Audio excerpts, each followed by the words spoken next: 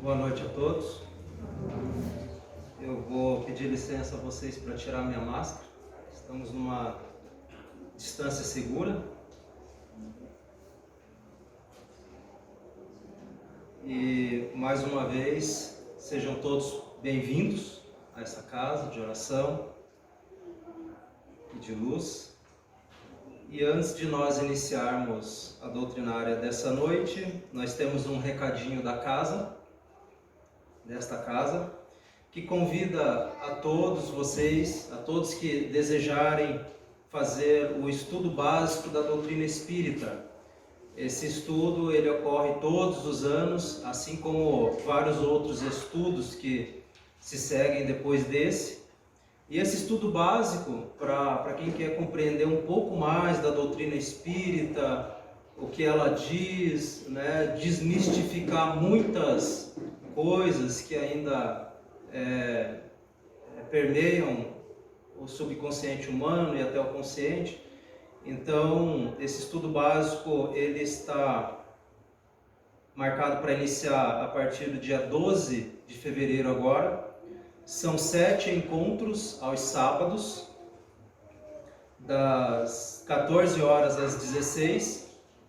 E quem desejar fazer esse estudo básico da doutrina espírita, essa iniciação do estudo, basta vocês fazerem inscrição com a Adriana ali na frente. Acho que todos receberam um convite desse. Então quem quiser fazer esse estudo básico da doutrina espírita, basta fazer a inscrição com a Adriana, procurar pela Adriana.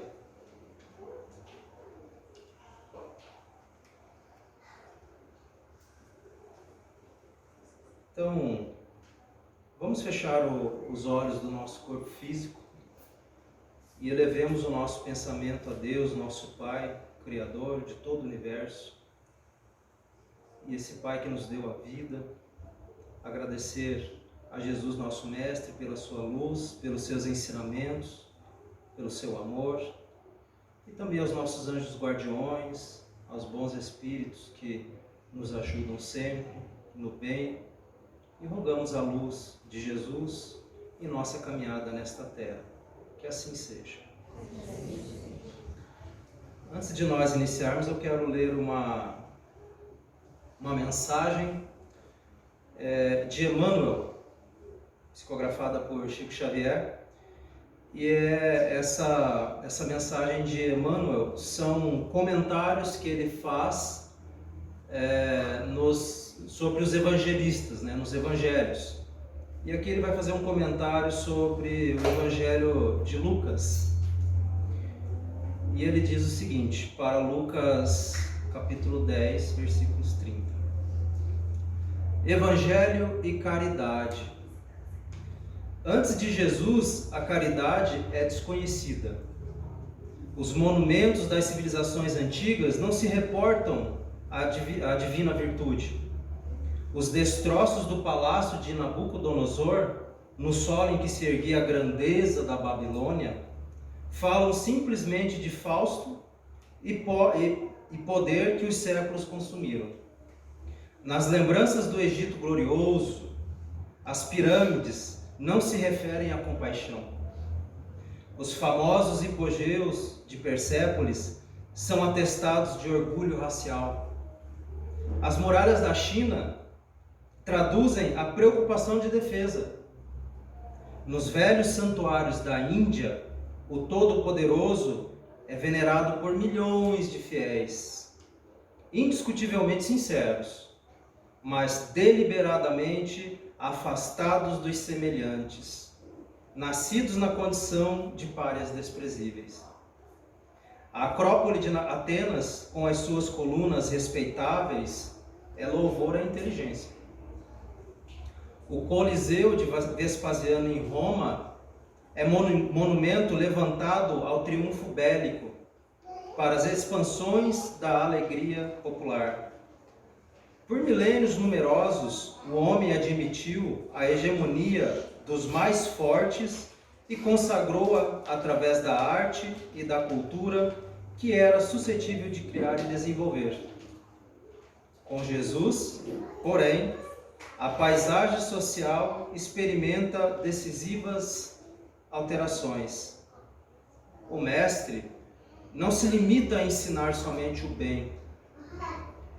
Desce ao convívio com a multidão e materializa-o com o próprio esforço. Cura os doentes na via pública, sem cerimônias, e ajuda os milhares de ouvintes, amparando-os na solução dos mais complicados problemas de natureza moral, sem valer-se das etiquetas do culto externo. Lega aos discípulos a parábola do bom samaritano, que exalta a missão sublime da caridade sempre. A história é simples e expressiva. Transmite Lucas a palavra do celeste orientador, explicando que descia um homem de Jerusalém para Jericó e caiu nas mãos dos salteadores, que o despojaram, espancando e deixando-o semi-morto. Ocasionalmente, passava pelo mesmo caminho um sacerdote e, vendo, passou longe. E de igual modo, também um levita, abordando o mesmo lugar e observando, passou a distância. Mas um samaritano, que ia de viagem, chegou a pé dele e, reparando-o, moveu-se de íntima piedade. Abeirando-se do infortunado, aliviou-lhes as feridas e, colocando-o sobre a sua cavalgadura, cuidadosamente asilou-o numa estalagem. Vemos dentro da narrativa que o Senhor situa no necessitado simplesmente um homem. Não lhe identifica a raça, não lhe identifica a cor, não lhe identifica a posição social ou os pontos de vista. Nele enxerga a humanidade sofredora, carente de auxílio das criaturas que acendam a luz da caridade, acima de todos os preconceitos de classe ou de religião. Desde aí, novo movimento de solidariedade humana surge na Terra. No curso do tempo, dispersam-se os apóstolos, ensinando em variadas regiões do mundo que mais vale dar que receber. E inspirados na lição do Senhor, os vanguardeiros do bem substituem os vales da imundície pelos hospitais confortáveis, combatem vícios multimilenários com orfanatos e creches, instalam escolas onde a cultura jazia confiada aos escravos, criam institutos de socorro e previdência, onde a sociedade mantinha a mendicância para os mais fracos. E a caridade, como gênio cristão da terra, continua crescendo com os séculos, através da bondade de um Francisco de Assis, através da dedicação de um Vicente de Paulo, da benemerência de um Rockefeller, ou da fraternidade do companheiro anônimo em via pública, salientando valorosa e sublime que o Espírito do Cristo prossegue agindo conosco e por nós.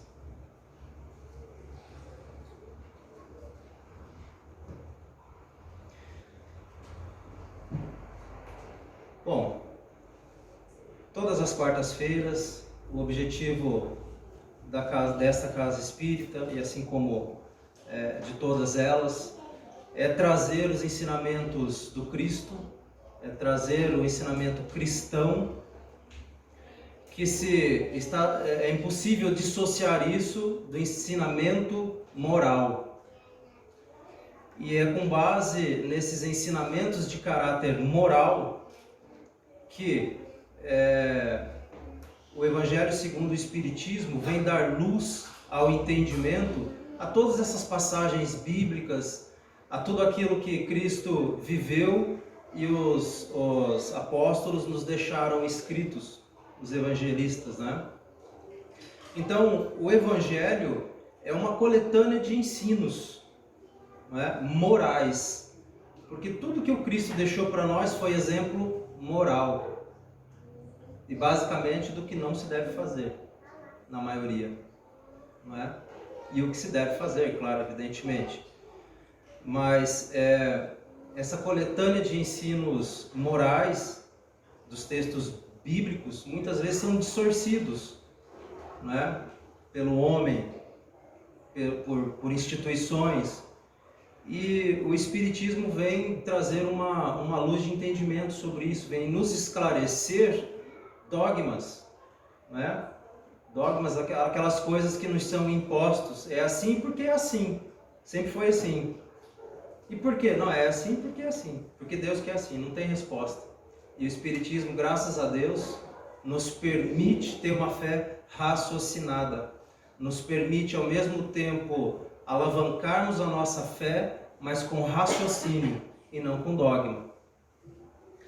E seguindo nessa linha dos ensinamentos morais do Cristo, o Evangelho segundo o Espiritismo vem nos falar sobre ostentação, não é? Ligada à caridade, mas basicamente ostentação. E essa palavra, por incrível que pareça, nunca saiu da moda, nem desde a época de Cristo, perdura até hoje, né? Nós vemos nas redes sociais ostentando isso, fulano ostentando aquilo, e nós sabemos nitidamente que as pessoas estão mostrando lá o que elas não são. Mostram o que gostariam de ser, na grande maioria das vezes, claro, não podemos generalizar, evidentemente, mas se percebe, né, principalmente com esses blogueiros e etc., né, que muitas vezes ostentam, principalmente a questão de caráter, aquilo que não tem, não é? E quando nós falamos, né, em ostentação, e o verbo ostentar por si só, de acordo com os dicionários, quer dizer exibir-se, mostrar-se, vangloriar-se, alardear alguma coisa, não é?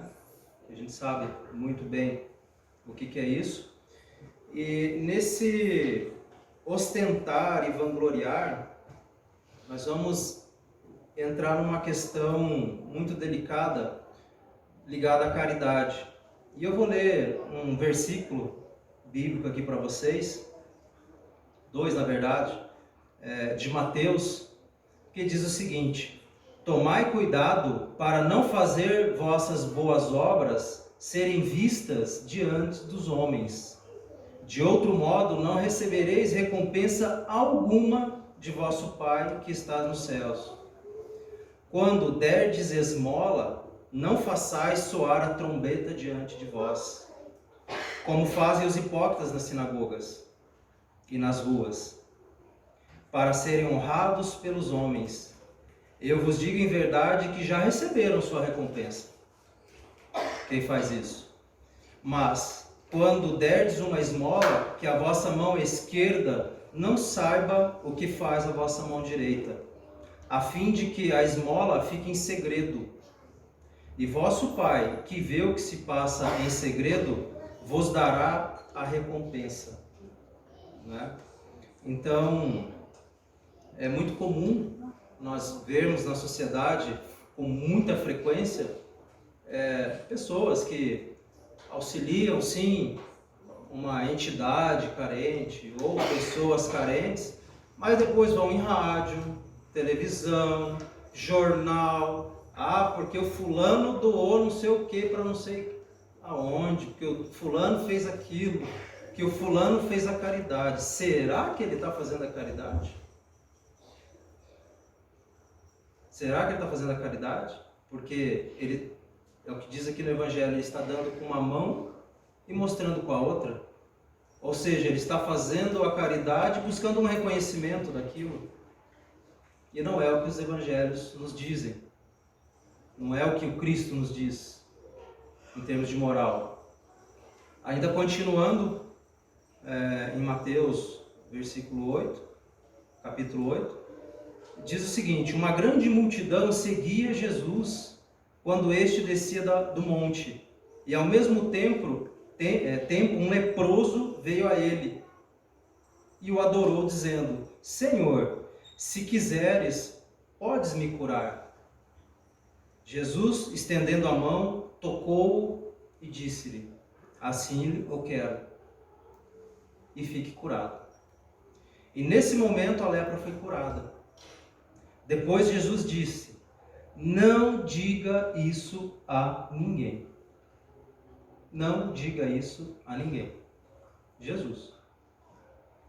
Mas vá mostrar aos sacerdotes e ofereça o donativo prescrito por Moisés, a fim de que isso lhe sirva de testemunho. Bom, Cristo cura e diz para o leproso: não conta para ninguém, não alardeie, não ostente a sua cura, mas vá lá nos sacerdotes e se apresente a eles.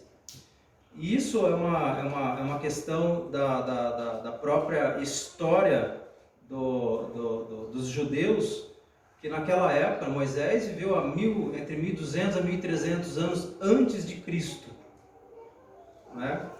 E naquela época era tudo muito difícil, né?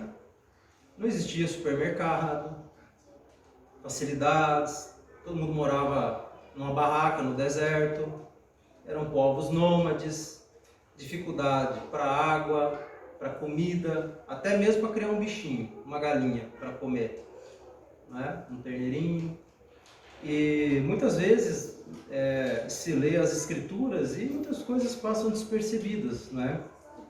Mas quando o Cristo diz assim: vai lá e se apresente ao sacerdote, isso é um costume que foi Moisés, através de Javé, como está na Bíblia, colocou em Levítico, né, no Antigo Testamento, que são leis morais da sociedade. E o que basicamente dizia? Por que ele disse: vá lá se apresentar e leve o donativo? Porque naquela época de Moisés, quando uma pessoa recebia uma cura, né, de uma lepra, de algo que era muito terrível, não é? A pessoa era impura, ninguém chegava perto, eles eram jogados dentro de uma caverna, os leprosos, todo mundo rejeitava, e quando a pessoa recebia uma graça de ser curado, né, a lei deles dizia o seguinte: vá lá no sacerdote na tenda, se apresente a ele, para ele te examinar se você está curado, para ver se as pessoas poderiam entrar novamente em convívio social. Eles eram muito organizados, evidentemente, né? E ia se levar esse donativo. Bom, diz a lei deles que a pessoa deveria levar lá 2 pássaros brancos, servir aquele pássaro em imolação, que eles chamam, né? Mais um animalzinho, aí ficava 7 dias isolado, não podia entrar na tenda, se banhava, trocava de roupas. Percebe-se que Moisés já instituiu naquela época uma consciência sanitária de doenças, não é? Então faz sentido. Agora, onde é que eu quero chegar? Imaginem só, vivendo no deserto, não tem água, não dá para plantar, animais, mal é mal camelo, né? Os animais sobreviviam, eram poucos, e uma pessoa tem que pegar daquilo que eles tinham, que era muito pouco ou quase nada, que nem água quase tinha para beber, e doar aquilo em sacrifício. Uma pessoa que não tem nada ou muito pouco e ter que tirar aquilo materialmente é uma coisa muito ruim. Mas se nós olharmos por outros olhos, é uma maneira de que lá já na época de Moisés, a Bíblia vem nos pregando o desapego aos bens materiais, aconteça o que acontecer, né? E muita gente não se dá conta disso, né? Não porque para agradecer a Deus tem que sacrificar um animalzinho. Deus não precisa disso. Sacrificar um animal, não é? Mas por trás dessa história, o que Deus quer é que o homem sacrifique o seu ego. De ter a capacidade de se desfazer daquilo que ele tem.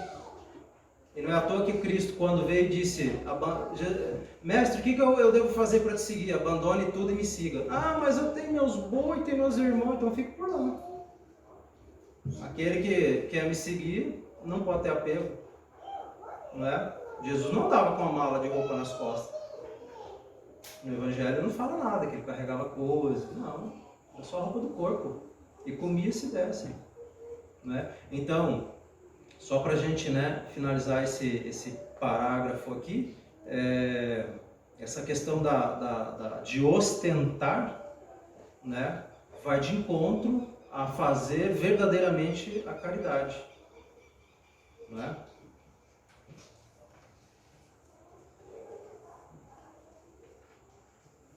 Bom, continuando nessa linha de pensamento da caridade, o Evangelho nos fala dos infortúnios ocultos, não é? Aquelas adversidades que ninguém vê. Então, muitas vezes, vou citar um exemplo: tornado em Xanxerê, um acontecimento desastroso, muitas pessoas perderam suas casas, não é? Mas o Evangelho diz assim para nós: a tempestade que quebra vossas árvores, muitas vezes ela vem para sanear o ar e levar embora os miasmas das doenças. Muitas vezes nós só vemos o imediato, o que aconteceu, mas nós muitas vezes não conseguimos enxergar o porquê daquilo, não é? E o tornado em Xanxerê nos deixou muito claro a seguinte questão: todos nós aqui temos vizinhos, e os vizinhos têm vizinhos e por assim vai, mas tem muitos vizinhos que não se conversam. Vivem uma vida inteira um do lado do outro e não se conversam. Muitos até se matam, não é? Mas aí vem um tornado, derruba tudo. Do pobre até o rico ficaram todos na mesma situação, sem nada. E aí um olha para o outro, se colocando na mesma situação. E o que será que passou na cabeça deles? Vendo todos iguais, no mesmo nível, o rico e o pobre, todos perderam. E aí uma mobilização social vem para ajudar. Toda a população de Xanxerê se mobilizou para ajudar aquelas pessoas, independente de quem eram. Não é? Se era rico, se era pobre, se era preto, se era branco, se era protestante, se era católico, espírita, ateu, não importa. Muitas vezes precisa acontecer uma tragédia para que o ser humano mobilize o desejo de ajudar, mobilize o amor pelo próximo, que é aquilo que o Cristo nos ensinou, numa calamidade. Não é? Muitos diriam uma desgraça. Então nós devemos ter olhos de ver, ouvidos de ouvir, que é aquilo que Cristo sempre nos fala. E é essa fé raciocinada que o Espiritismo nos traz, que nos faz enxergar esses infortúnios de forma diferente. E dentro desses infortúnios, esses são os infortúnios que são visíveis, que todo mundo viu, todo mundo teve contato. Mas aqueles infortúnios ocultos, aqueles que ninguém vê, aquelas pessoas que estão de cama, que não podem andar, não podem trabalhar, vivem numa pobreza, uma miséria, e ainda assim muitos deles não reclamam. E muitos tendo trabalho, tendo saúde, braços fortes, pernas saudáveis, reclamam de tudo. E são esses infortúnios ocultos que o Espiritismo e o Cristo nos mandam buscar. Porque aquele que vem na porta pedir esmola, todo mundo conhece, ajuda. mas aqueles que precisam e têm vergonha de pedir, se sentem ultrajados, têm vergonha. Alguns não, alguns já são profissionais, né? São profissionais em pedir. Eu vou pedir mesmo, melhor do que trabalhar. Mas tem muitos, muitos mesmo, que estão numa cama, que não podem trabalhar, estão aí nos bairros afastados. E são esses infortúnios ocultos que o Evangelho nos diz: vai buscar esses. Descubra. Não espere vir até você. Tem muita gente precisando, tem muitos infortunados, ocultados na vergonha, na miséria, não é? E o Evangelho, segundo o Espiritismo, nos coloca até no capítulo 13, uma história de uma senhora da sociedade que se veste simplesmente, mas evidentemente bem vestida, e ela vai até uma família onde o pai está no hospital internado e a mãe com os filhos pequenos, o pai não está trabalhando, não tem dinheiro, pobreza, dificuldades, e ela vai lá levar um pouco de alento, levar um pouco de comida, um pouco de conforto e de amor para essa família. Para que aqueles pequenos que estão no seio da mãe, que o seio não seque, não é? Para o pai que está lá no hospital, também não morra de preocupação. E ela vai atrás desses infortúnios ocultos. E junto leva a sua filha para ajudar, né? Ajudar na caridade. Mas aí ela diz para a filha: bom, se eu te der alguma coisa para você entregar, não é você que está fazendo a caridade, não é? Ainda assim sou eu. Você tem que dar daquilo que você tem para as pessoas. Então, uma palavra ou simples fato de ajudar a cuidar das crianças, você já está doando. Assim como a mãe diz para a filha: você pode fazer roupinhas com suas mãos e levar para agasalhar essas crianças nesses infortúnios ocultos, não é? E ela sai muito discretamente e não sai alardeando. E conta o Evangelho que, em uma ocasião, essa mulher encontrou e reconheceu essa senhora que ajudava elas, e ela foi oferecer seus serviços manuais e reconheceu a senhora e já começou não conte nada, não diga nada. Assim como Jesus curou o leproso e disse: vá, mas não conta para ninguém. Não precisa contar para ninguém. Deus vê. Os homens não precisam ver. Porque vendo eles não enxergam, não é assim que o Cristo diz? E ouvindo eles não escutam, não é?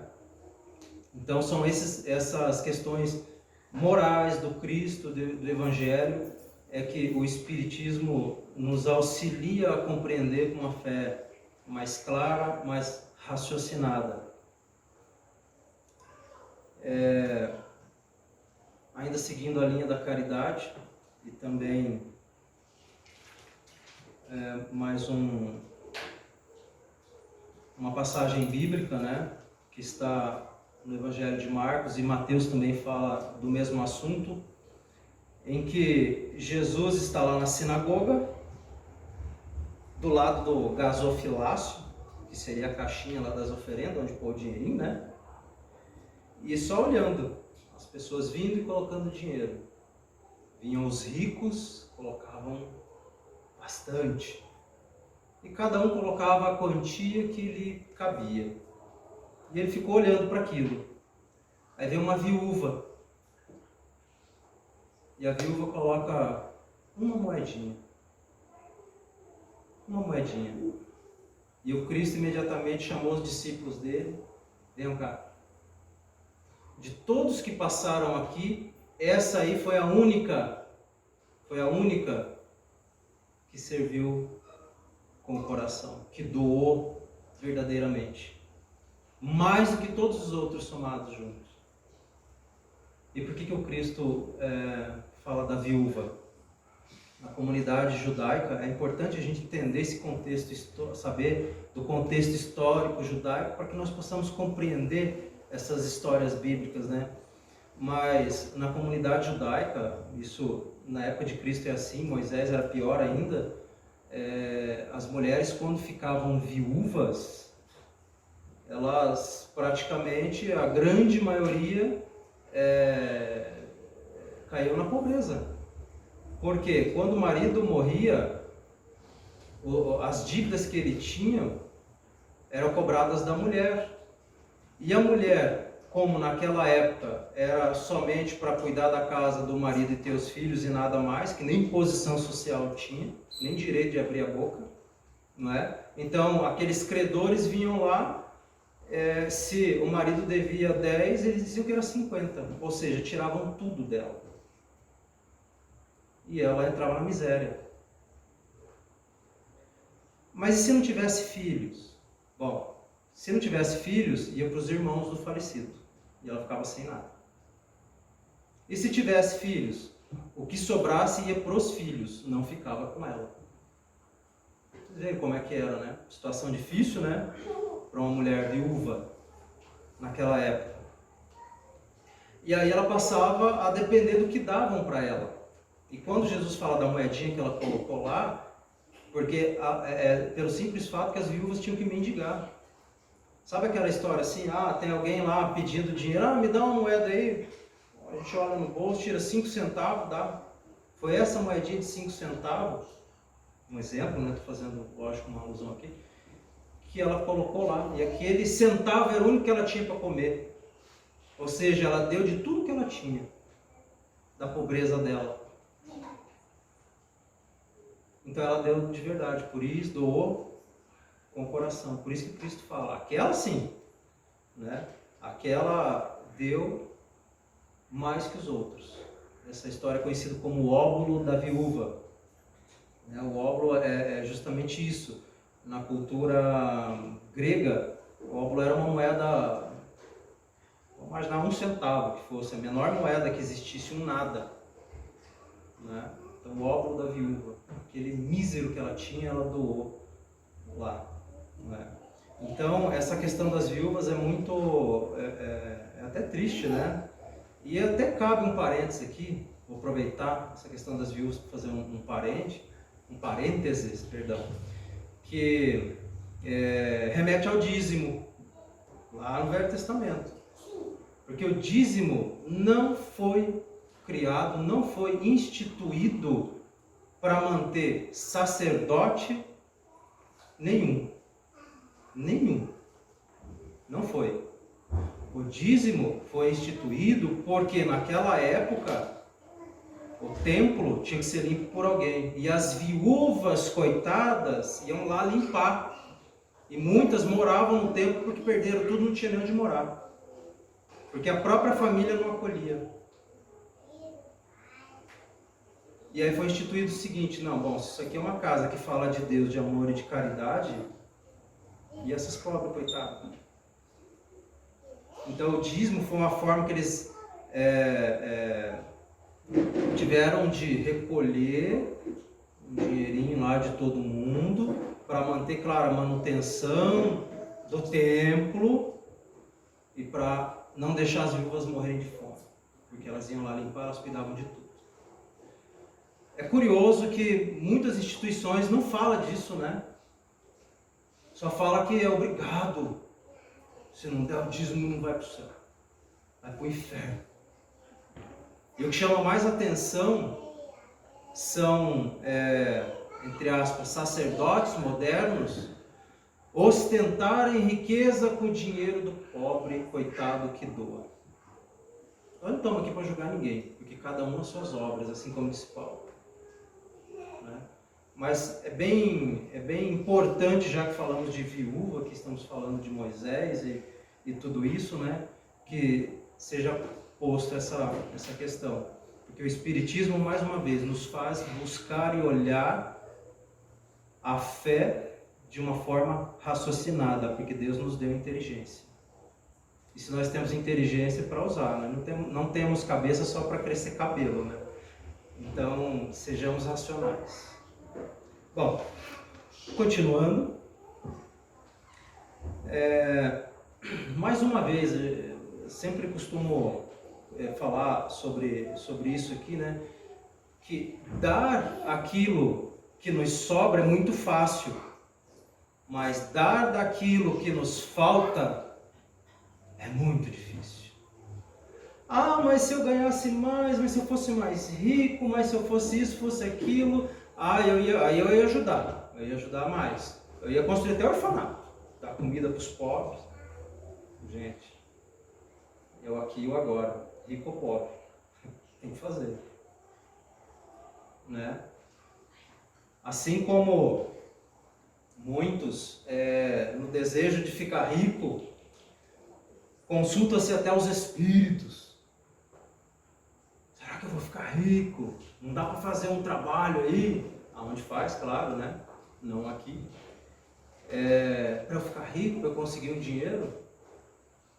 Isso Kardec pergunta aos espíritos no Livro dos Médiuns, na questão 295. E aí Kardec, sendo um homem muito inteligente, fez várias perguntas e uma delas ele questiona o seguinte: os espíritos podem descobrir tesouros ocultos? E aí os espíritos respondem para Kardec: os espíritos superiores não se ocupam dessas coisas.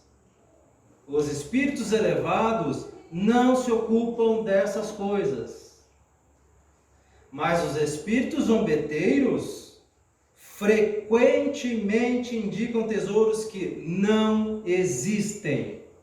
Ponto. Mais claro que isso é impossível, né? Os espíritos respondendo. Então todo mundo sabe, né? Dê sorte, pagar lá para fazer trabalho, não sei o que, aquelas coisas. Gente, não funciona. É desperdício de tempo, dinheiro, moral e fé. Tudo isso está perdendo, né? E aí os espíritos ainda continuam respondendo a Kardec. Podem indicar num lugar, mas a riqueza está em outra. E isso tem sua utilidade para mostrar que a verdadeira fortuna está no trabalho.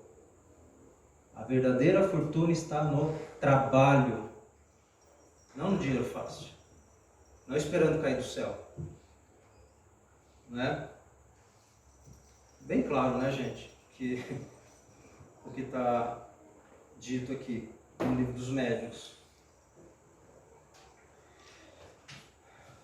Para a gente finalizar, mais uma questão moral, mais uma passagem de Cristo, que diz o seguinte: convidar os pobres e os estropiados. Vou ler aqui, porque é uma citação de Lucas. Diz o seguinte: e ele também disse àquele que o tinha convidado. Jesus tinha sido convidado, né, para ir almoçar em algum lugar, na casa de alguém, uma festa, né? Quando ele disse à pessoa: quando derdes um banquete, não convideis nem vossos amigos, nem vossos irmãos, nem vossos parentes, nem vossos vizinhos que forem ricos, para que também eles não convidem em seguida, para retribuir, né?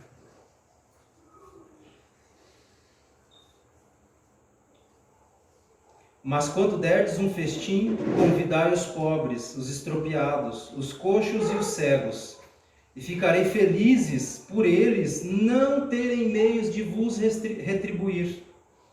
Isto vos será retribuído na ressurreição dos justos. Um daqueles que estavam à mesa, tendo escutado essas palavras, lhe disse: feliz daquele que comer do pão no reino de Deus. Então veja só, Cristo não está dizendo assim, ó, não convide os seus parentes, não convide os seus vizinhos. É uma parábola, claro. Não é isso que ele está dizendo. Né? Mas convidar aqueles, né, que têm condição de lhe promover algo igual, que mérito está tendo isso? Nenhum.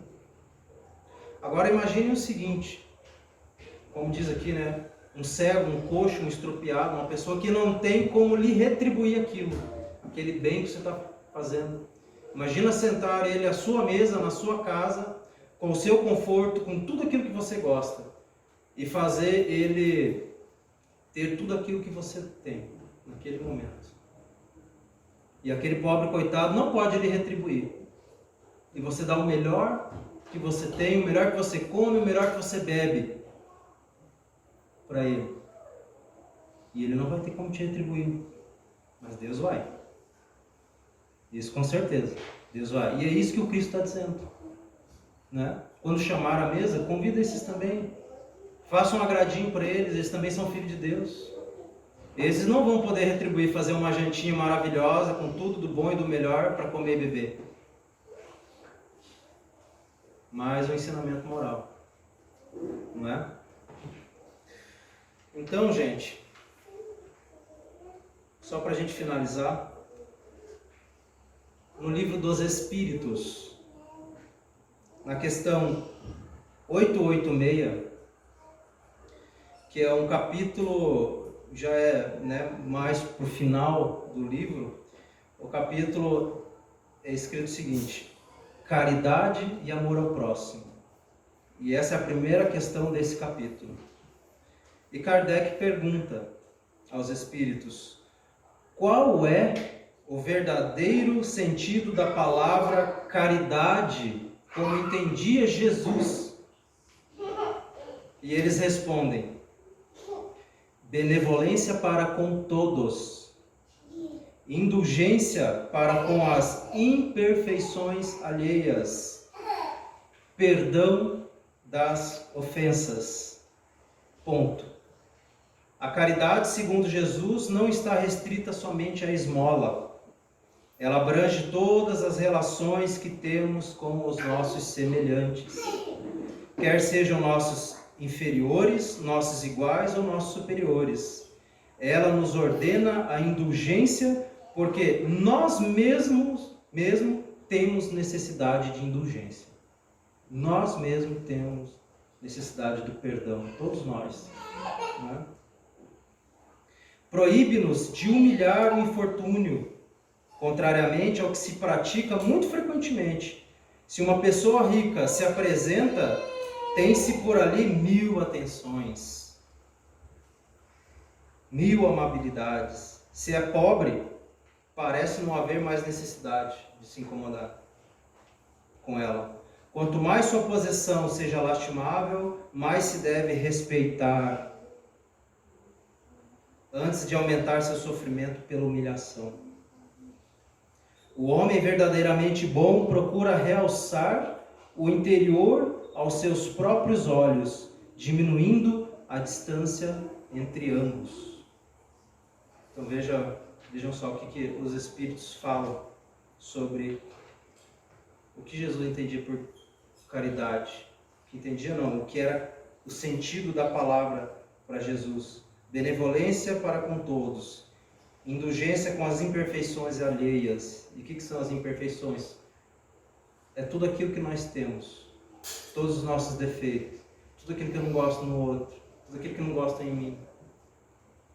E enquanto não aceitarmos e não trabalharmos essas imperfeições, nos melhorando e perdoando aqueles que muitas vezes nos fazem mal, não haverá caridade. Então, meus queridos irmãos, essa era a reflexão sobre o Evangelho para a noite, para essa noite. E nesse momento eu convido os irmãos passistas para que se preparem na sala de paz, que vão se harmonizando. Eu vou colocar uma musiquinha para vocês relaxarem. E enquanto eles se harmonizam, nós vamos fazer uma oração.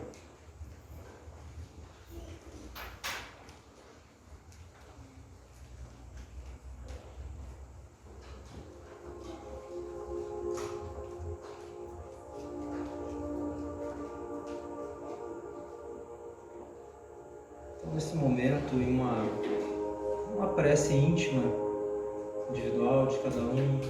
Quem quiser ficar com os olhos abertos pode ficar, quem quiser fechar os olhos pode ficar com os olhos fechados, mas que nesse momento possamos nos ligar a Deus, à bondade divina, à luz de Jesus, e que através da prece de Caritas possamos refletir no amor de Deus e no amor do Cristo. Deus nosso Pai, vós que sois todos poder e bondade, dai a força àquele que passa pela provação, dai a luz àquele que procura a verdade. Ponde no coração do homem a compaixão e a caridade. Deus, dai ao viajor a estrela guia, ao aflito a consolação, ao doente o repouso. Pai, dai ao culpado o arrependimento, ao espírito a verdade, à criança o guia e ao órfão o Pai. Senhor, que a vossa bondade se estenda sobre tudo o que criaste. Piedade, Senhor, para aqueles que não vos conhecem. Esperança para aqueles que sofrem. Que a vossa bondade permita aos Espíritos Consoladores derramarem por toda parte a paz, a esperança e a fé. Deus, um raio, uma faísca do vosso amor pode abrasar a terra. Deixai-nos beber nas fontes dessa bondade, fecunda e infinita, e todas as lágrimas secarão. Todas as dores acalmar-se-ão, um só coração, um só pensamento subirá até vós, como um grito de reconhecimento e de amor, como Moisés sobre a montanha. Nós vos esperamos com os braços abertos, ó poder, ó bondade, ó beleza, ó perfeição.